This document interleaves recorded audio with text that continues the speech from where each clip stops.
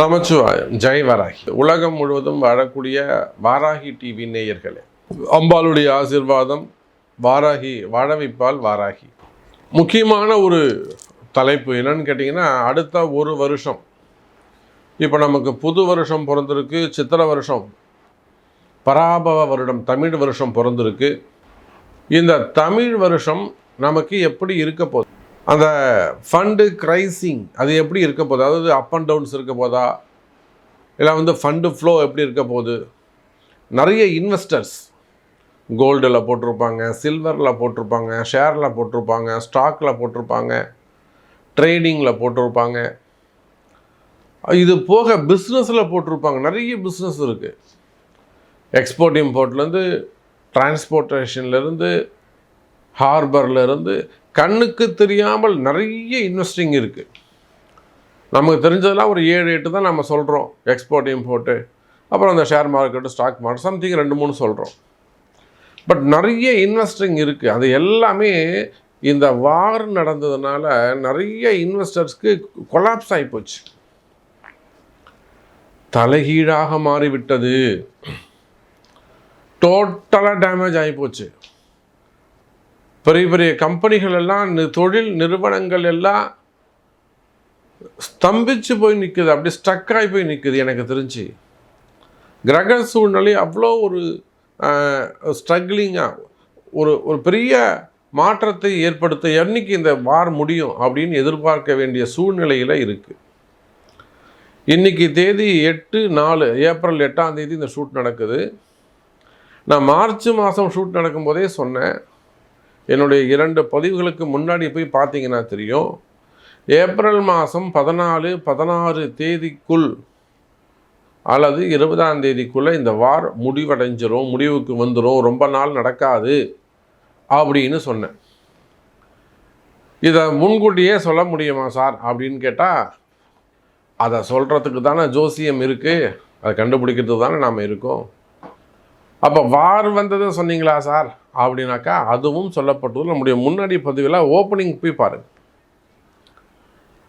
ஏன் நடந்ததுன்னா, சூரியன் எப்போ கும்பத்துக்கு வந்தாரோ, அதாவது மார்ச் மாதம் 14ஆம் தேதி, வாரம் எப்போ ஸ்டார்ட் ஆச்சுன்னு நீங்கள் பார்த்து, மேபி ஒரு 7 days பிஃபோர் ஆர் ஆஃப்டர் இருக்கும், அவ்வளோதான்.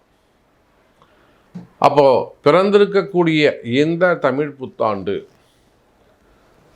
வேர்ல்டு வைடு பொருளாதாரம், மக்களுடைய பொருளாதாரம் எப்படி இருக்க போகுது, இன்வெஸ்டர்ஸ், மெயினாக இன்வெஸ்டருக்கு என்ன பதில் கிடைக்க போகுது,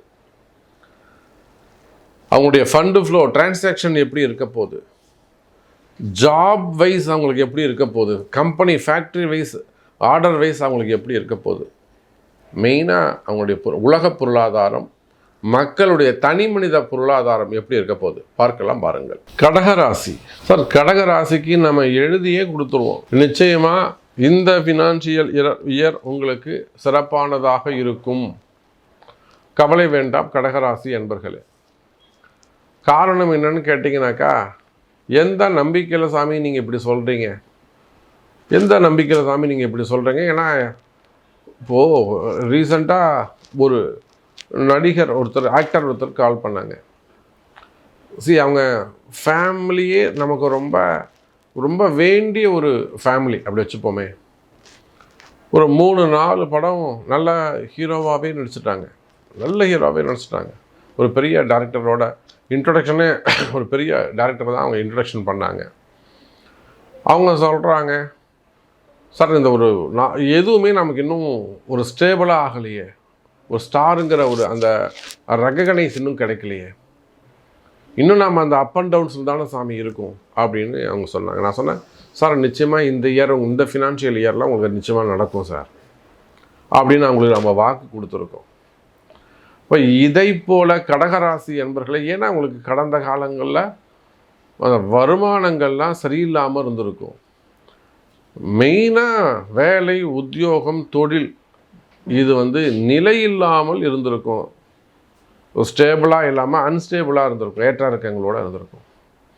அதில் நிறைய சந்தேகங்கள் இருந்திருக்கும், நிறைய கஷ்ட நஷ்டங்கள், மெயினாக சந்தேகங்கள், கலகங்கள், புரியுதா, சந்தேகம், கலகம், இவை எல்லாமே இருந்திருக்கும். அப்போ என்னதான் காரணம் அப்படின்னு பார்த்தீங்கன்னாக்கா, கடகராசிக்கு கடந்த காலங்களில் 12ல் இருந்த குரு பகவான், 8ஆம் இடத்துல இருந்த ராகு, 2ஆம் இடத்துல இருந்த கேது, இதெல்லாம் போன வருஷம் நமக்கு ஒரு நல்ல வருமானத்தை கொடுக்க முடியாமல், மெயினாக நிறைய சான்சஸ் கிட்ட வந்து ஒரு 10 கோடி ரூபாய் 20 கோடி ரூபாய் பிஸ்னஸ் வந்து, இல்லைனா ஒரு 200-300 கோடி ரூபாய் பிஸ்னஸ் கிட்ட வந்து மிஸ் ஆகிருக்கும். நமக்கு கிடைக்க வேண்டிய பணம் மிஸ் ஆகிருக்கும். அப்போ இப்படியெல்லாம் கஷ்டப்படக்கூடிய கடகராசி அன்பர்களே, நிச்சயமாக இந்த வருடம் இந்த ஃபினான்ஷியல் இயர் உங்களுக்கு நல்லா இருக்கும். அதிலும் குறிப்பாக வேலைக்கு செல்லக்கூடியவங்க, ஜாப் பண்ணக்கூடியவங்க, பிஸ்னஸ் பண்ணுறதா இருந்தால் அது வேறு விஷயம். மெயினாக நான் என்ன சொல்கிறேன்னா, ஒரு மிடில் கிளாஸில் இருக்கக்கூடியவங்க, மாதம் ஒரு 2 லட்ச ரூபா சம்பளம், 3 லட்ச ரூபா சம்பளம், 30,000 ரூபா சம்பளம், இவங்களாம் பட்ஜெட் போட்டு வாழக்கூடியவர்கள். இதுக்கு போனோம், இது இங்கே போனது, ஸ்கூல் ஃபீஸுக்கு போனோம், இது வந்து கடன் கொடுத்து இன்ட்ரெஸ்ட்டுக்கு போனோம், இது மாமாவுக்கு ரப்பர் பேண்டு போட்டு வைக்கக்கூடியவங்க, நூல் போட்டு கட்டி வைக்கக்கூடியவங்க, மிடில் கிளாஸஸ். மாதம் பேர் தான் சாமி 2 லட்ச ரூபா சம்பளம், 20,000 கூட நான் வீட்டுக்கு எடுக்கிறது இல்லை. இன்றைக்கும் பீப்புள்ஸ் இருக்காங்க, வெளிநாடுகளில் இருக்காங்க, சிங்கப்பூர் இருக்கிறாங்க, அமெரிக்காவில் இருக்கிறாங்க, ஆமாம் யுஎஸில் இருக்கிறாங்க, பேர் தான் அமெரிக்காவில் இருக்காங்க சாமி. அவங்களுடைய உண்மையான சூழ்நிலை எனக்கு தெரியும். அப்போது கனடாவில் இருக்கிறாங்க. அவங்க அந்த அளவுக்கு நம்மக்கிட்ட உண்மையாக இருப்பாங்க, நாம் அவங்களுக்கு அந்த அளவுக்கு ஒரு குருநாதராக உண்மையாக இருக்கும் வழிகாட்டுவதில். அப்போது கடகராசி என்பர்களே, ஒரு வேலைக்கு செல்லக்கூடியவர்களாக இருக்கலாம், ஜாபு நிரந்தரம் இல்லாமல் இருக்கலாம், இல்லைன்னா ஏதாவது நீங்கள் பணங்காசு வெளியில் கொடுத்து வச்சுருக்கலாம், கொடுத்த இடத்துல ஏமாற்றங்கள் இருந்திருக்கலாம், அண்ணன் தம்பிகளுக்கோ அக்கா தங்கைகளுக்கோ, மாமனார் மச்சான் மாதிரிலாம், வீட்டுக்கு தெரிஞ்சு வீட்டுக்காருக்கு தெரியாமல், இல்லை மனைவிக்கு தெரியாமல், அது மாதிரி டைரெக்டாக இன்டைரக்டாக. அப்போது அதே போல் பிஸ்னஸ் பண்ணக்கூடியவங்க, கம்பெனிஸ் ஃபேக்ட்ரிஸ் வச்சு நடத்தக்கூடியவங்க,